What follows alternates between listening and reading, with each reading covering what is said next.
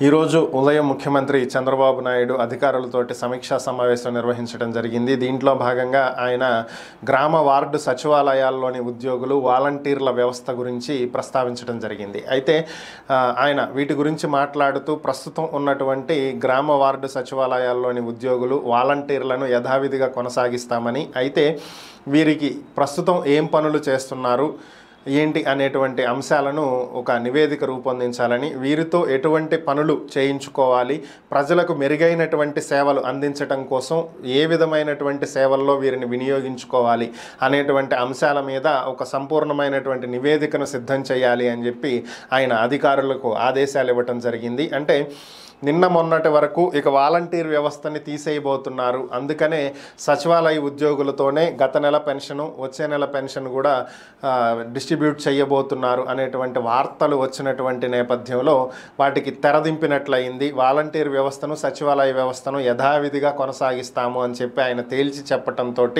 అలాగే వీరి విధి విధానాలను కూడా ఖరారు చేయమని అధికారులను ఆదేశించినటువంటి నేపథ్యంలో త్వరలోనే మరలా వాలంటీర్లు పనుల్లోకి రాబోతున్నారు అనే వార్తలు అయితే వినిపిస్తున్నాయి.